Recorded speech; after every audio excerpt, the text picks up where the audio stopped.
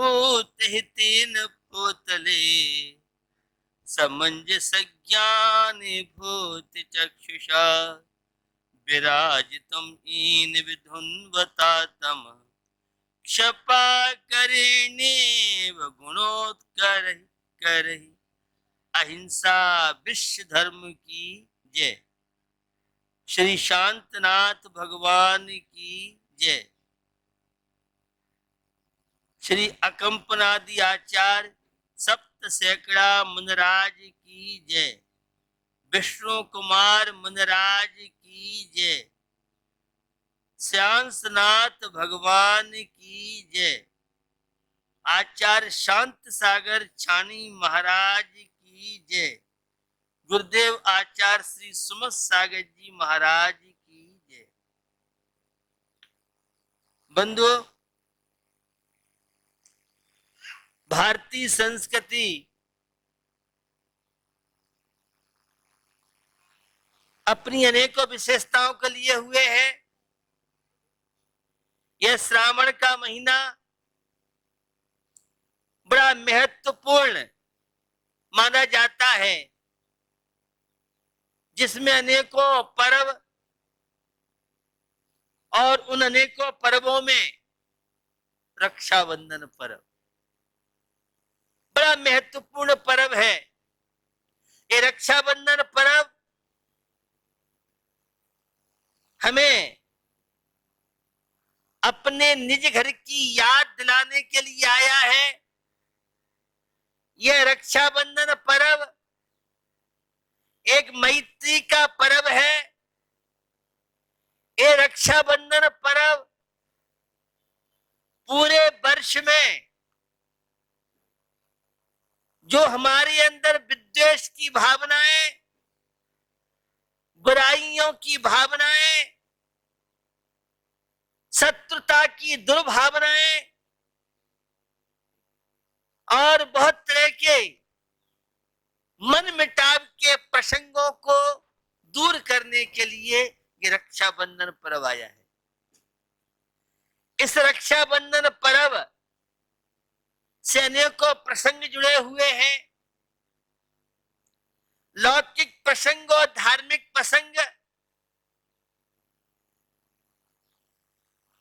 इस महामारी corona virus के बीच में पूरा विश्व गुजर रहा है। रक्षाबंधन पर्व के माध्यम से कोरोना वायरस को भी आप पराजित कर सकते हैं। इतना शक्तिशाली यह पर्व है। बंधुओं, मैत्री का पर्व, जहां विभिन्न पौराणिक प्रसंग इस पर्व से जुड़े हुए हैं। जैन धर्म के अनुसार इस रक्षाबंधन पर्व, जो इस वर्ष 3 अगस्त 2020 में आपके जीवन में खुशियां लेके आ रहा है, उन खुशियों के बीच में विष्णु कुमार मुनि महाराज का जहां आदर्श, दूसरी ओर उज्जैन का वह प्रसंग, अकंपनादि आचार्य शास्य मुनराज का वह संग, साधु अपनी साधना करते, पूरे देश में विहार करके लोगों का कुशल मार्गदर्शन करते हैं। घटनाक्रम बड़ा महत्वपूर्ण है और वह मुनराज का संग विहार करते करते उज्जैन उद्यान में पहुंचा। संयोग विचित्र बनते हैं और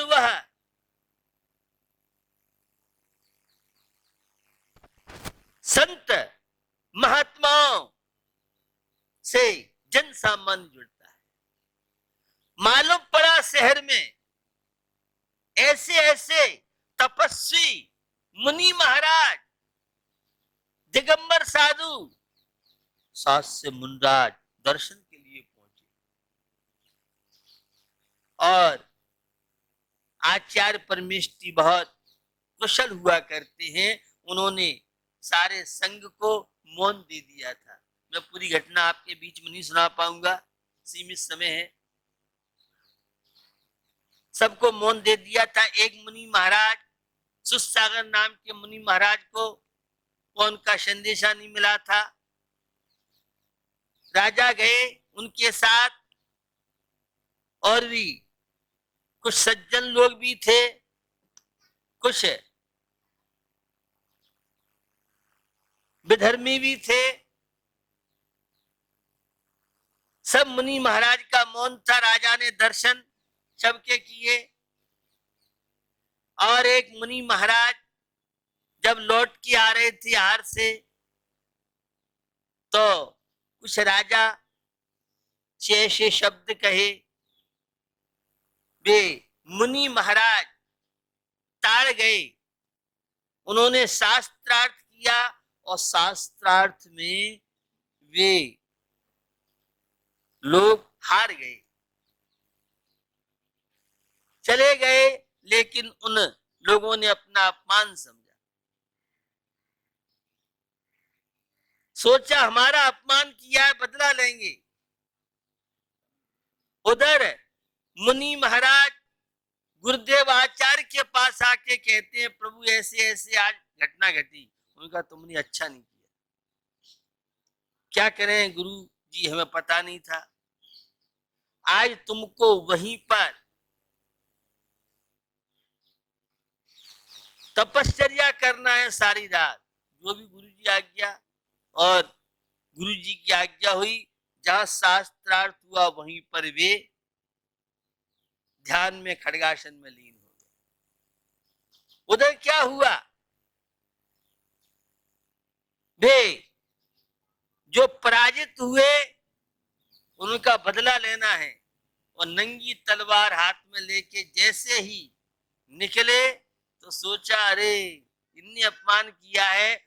उन मुनि महाराज से बदला लेने के लिए, संत से बदला लेने के लिए खड़े हो गए। अब कौन बार करे, पाप से सबको डर लगता है। कोई कितना दुष्ट हो, दुर्जन हो, लेकिन फिर भी वह पाप से डरता है। भैया संत हैं, वो कहता तुम पहले बार करो, वो कहता तुम बार करो। वहां चारों की मीटिंग बैठी, उन्होंने कहा एक साथ बार करो। और जैसे ही उन्होंने बार किया, करे सेवता की करे देव सेवा, सुने बेन सोही लहे ज्ञान मेवा, जपे जापता को नहीं पाप लागे, डरे ध्यान ताके सबे दोष भागे। वे मुनि महाराज तो ध्यान में लीन थे। वहां का वन देवता ने कील दिया। उनकी मुनराज की तपश्चर्या का ऐसा प्रभाव किया। मुनराज तो समता के धनी थे। कीलने का मतलब जैसी तलवार उठाई उनकी हाथ वैसी रह गई। सुबह हुआ, उनके हाथ हिले नहीं, डुले नहीं। सुबह जब नगर से लोगों को मालूम पड़ा, राजा को मालूम पड़ा, और राजा मुनराज के पूरी प्रजा के लोग आए। जब उनका अवसर दूर हुआ, मुनराज ने ध्यान खोला। राजा ने कहा इन सब चारों को मृत्युदंड। संत तो सरल स्वभावी होते हैं। अरे मित्र महल मसान कंचन, कांच निंदन थुत करन, अर्घावतारन अस प्रहारन, मैं सदा समता धरन।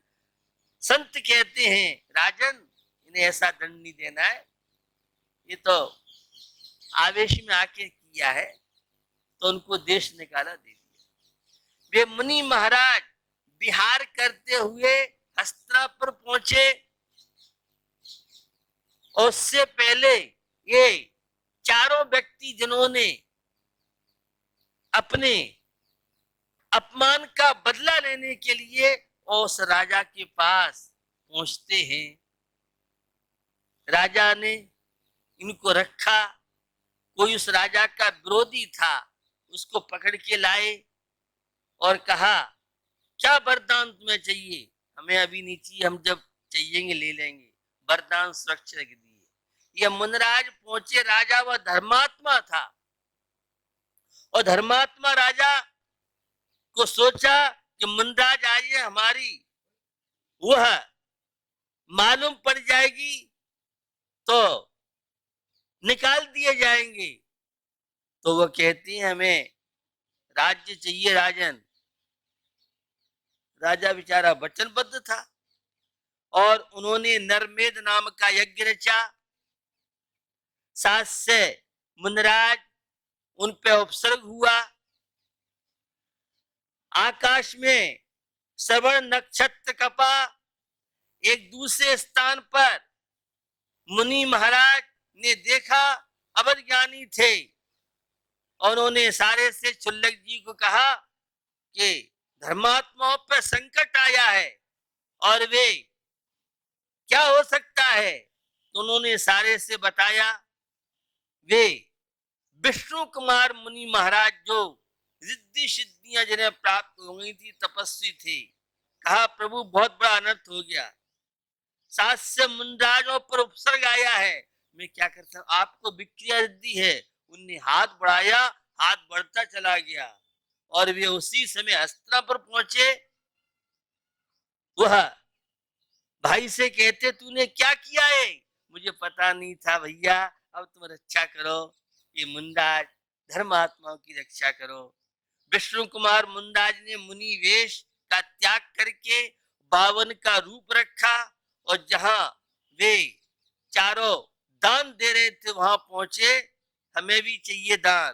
क्या चाहिए? जो तुम्हें चाहिए मांग लो। उन्होंने कहा, 3 टक जमीन चाहिए। अरे लोग, आप जैसे लोग वहां बहुत श्रोता थे, बहुत भीड़ थी। अरे राजा खुश हो गया, चाहे जो मांगना चाहिए था। लेकिन बंधुओं, देना हो तो दो।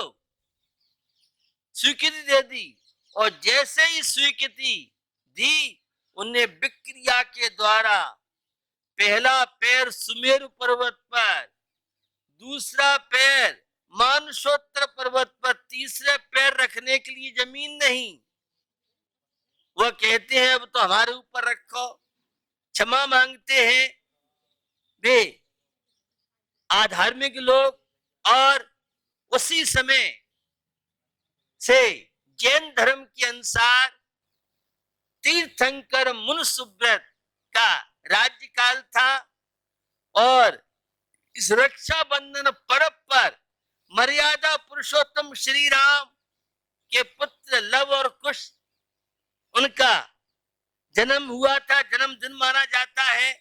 और भगवान श्यांसनाथ को इस सलूना पर्व पर मोक्ष पद की प्राप्ति, 8 कर्मों को नष्ट करके उन्होंने मोक्ष को प्राप्त किया। शमिया, दूध और उसकी खीर, जवे की खीर, तो मुनराज के गले रुध गए। पूरे शहर में आज भी हमारी हिंदू संस्कृति में परंपरा है कि अपने अपने घर पर भोग लगाते। जिन घरों में साधु पहुंच गए वो आहार कराया, और नहीं पहुंचे तो उन्होंने अपना।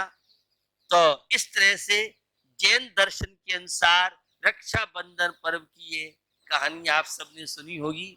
लेकिन मैं इस रक्षाबंधन पर्व का व्यवहारिक जीवन में महत्व बताना चाहता हूं।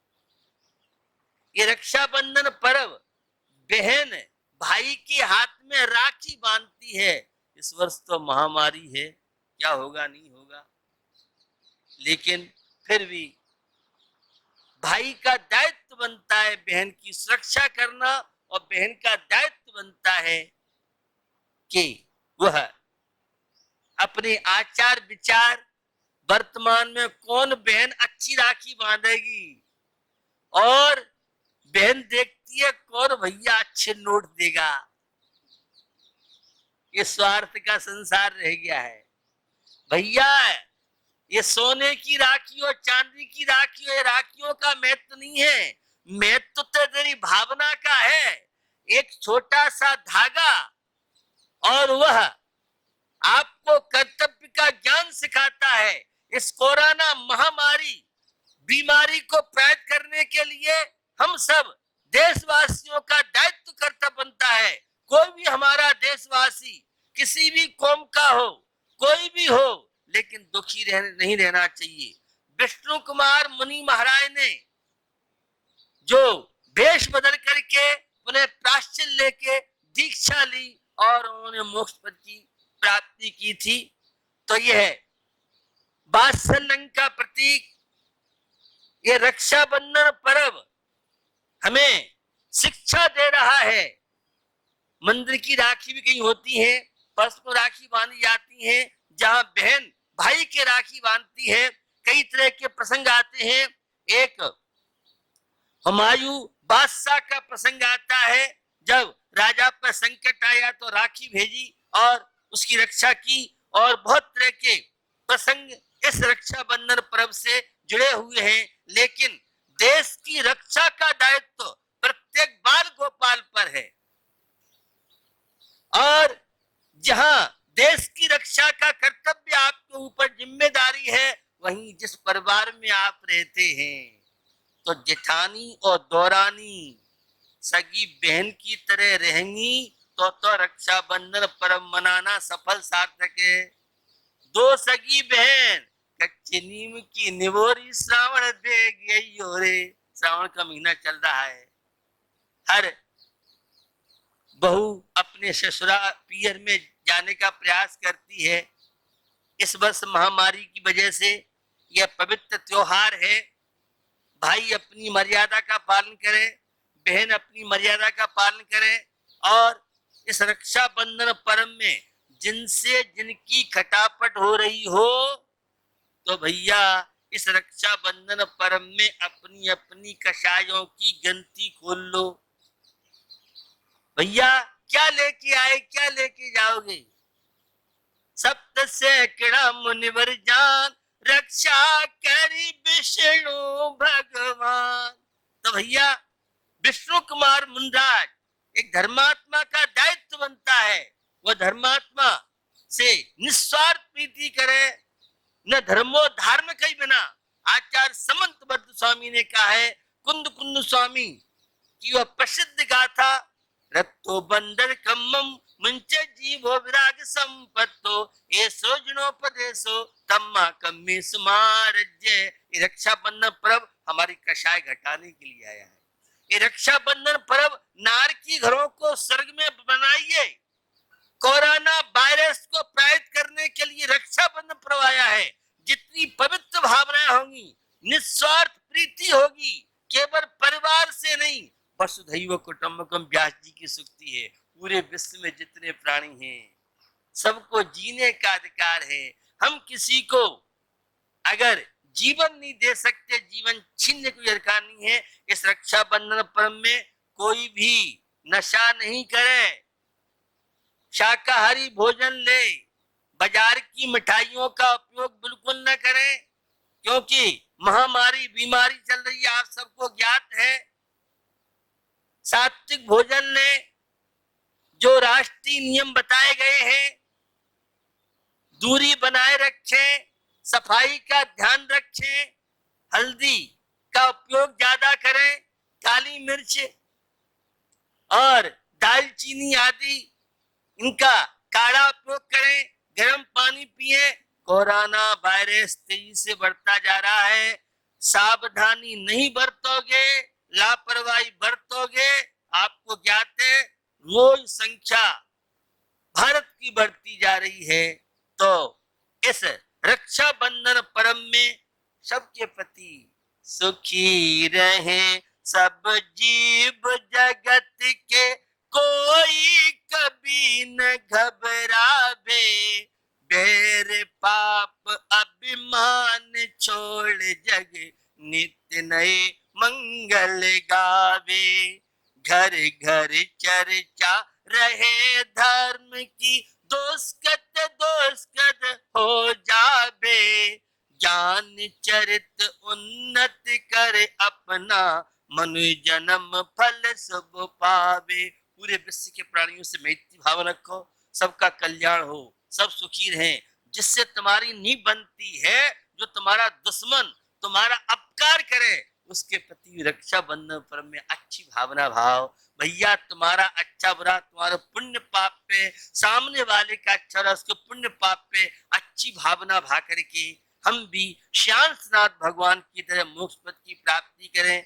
हम भी अपने जीवन को आदर्श में बनाए। तो जो घरों में महाभारत चल रहा है, जेठानी दौरानी का तनाव, सासू बहू में जिनमें बोलचाल बंद हो, भाई भाई में बोलचाल बंद हो, भैया जिनमें ठनी हो, रक्षाबंधन पर्व आपकी सारे के सारे दुर्भावनाओं को हटा करके सद्भावना, वात्सल्य, मैत्री, करुणा, सब प्राणियों का उपकार करो, सबको सहयोग करो। जीवन का भरोसा नहीं है, कब किसका क्या हो जाए। रोज यह महामारी कितने लोगों को भारत से ले जा रही है, पूरे वर्ल्ड में हाहाकार मचा हुआ है। तो अच्छी भावना भाएं। ये रक्षाबंधन पर्व हमारे घरों को सुर बनाने के लिए आया है। रक्षाबंधन पर्व हमारी कषाय घटाने के लिए आया है। ये रक्षाबंधन पर्व मैत्री का पर्व है। एक घुड़सवार और बहन ने उसके राखी बांध के भाई बहन का ये संबंध है। तो केवल भाई बहन का संबंध नहीं है, जिन दाम्पत्य जीवन में 36 का आंकड़ा 36 चल रहा हो, बोलचाल बंद हो, तो भैया तुम जीवन के साथी हो, आपस में बोलचाल रखो।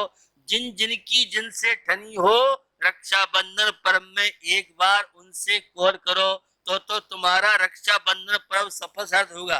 रक्षाबंधन पर्व पर ध्यान रखें, जो नियम आपको पुलिस वाले शासन प्रशासन दिए जा रहे हैं, मंदिर में ज्यादा भीड़ नहीं करें। अगर मंदिर में लॉकडाउन नहीं है, परमिशन हो तो दर्शन आप करें, और जल्दी वहाँ ज्यादा बैठक पूजा आदि के लिए ज्यादा टाइम नहीं दें, क्योंकि भीड़ की वजह से शासन प्रशासन को कंट्रोल करना पड़ रहा है। और रक्षाबंधन पर्व पर हम घर में ही पूजन कर लें। अकंपनादि आचार्य की विष्णु कुमार मुंदाज की माला फेरें। श्याम भगवान को मोक्ष कल्याण हुआ था, तो निश्चित ये रक्षाबंधन पर्व आपके जीवन में खुशहाली लाए, आपके जीवन में समृद्धता लाए। यह महामारी से लोग जल्दी से जल्दी मुक्त हो सकें, सबके प्रति भावना भाव, सब स्वस्थ हो जाएं, कोई भी रोगी नहीं रहे, सब सुखी हो जाएं, सबकी गोद भरें और सबका जीवन सुख और शांति बने। ये पवित्र भावना भावने के साथ आप रक्षाबंधन पर्व मनाएं। इसी पवित्र भावना के साथ अहिंसा विश्व धर्म।